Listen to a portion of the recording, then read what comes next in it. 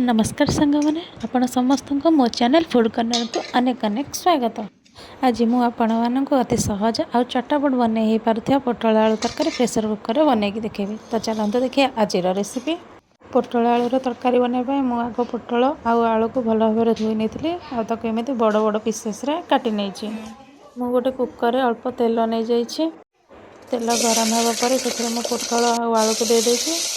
एबे आम पोटल आलू को हल्का गोल्डन ब्राउन होगा पर्यंत भाजी नेबा। पोटल आलू भाजी होगा भितर चलते आम मसला प्रिपारेसन करनवा। से मु अल्प अदा 7 ରୁ 8 गला रसुण और किसी जीरा नहीं ताको भल भाव में बाटी नहीं। एठी आपण सुखिला लंका भी नहीं पारे जेहेतु मोर छोट बेबी अच्छे से मु लंका को स्किप करिछि।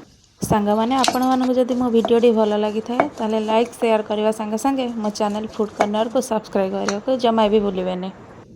एबे मु मसला को चिकन करी बाटी नहीं। मसला बाटिया भितर देखंतु मोर पोटल आलू भल भाव में भाजी होगलानी। मुझे गोटे जगह को ट्रांसफर कर नहीं। एबे मु गोटे टमाटो को छोट छोट करी काट नहीं संगे पियाज को भी मध्य काट नहीं।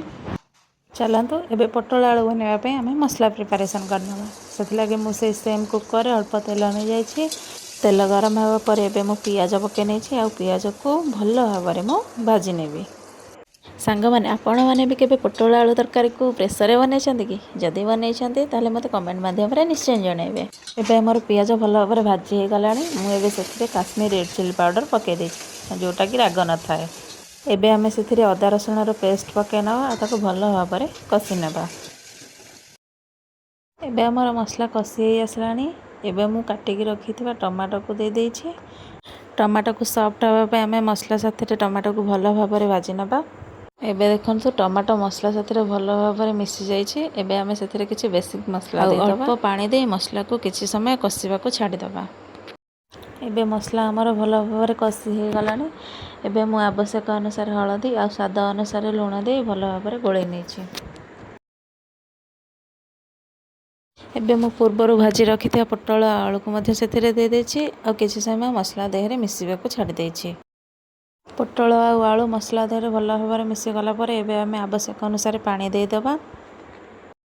आपण मानकु जेतिकी आवश्यक सेही अनुसार पानी नेबे। मु एठी अल्प पानी देछि।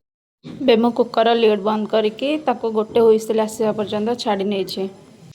कुकर पूरा ठंडा होला पर देखंतु मु आपनको देखौछि पोटल आलू रे केते सुंदर कलर आछि आ यह भल भाव में कुक मध्य हो जाइछि। तो एबे हमर प्रस्तुत हो गला अति सहज रे आ चटापट पोटल आलू तरकारी। यह को आपण भात रुटी सह खाई पारिबे। वीडियोटी भल लागिथिले लाइक करिया को जमा भी भूलिबेनी। देखा नेक्स्ट वीडियो रे। नमस्कार, जय जगन्नाथ।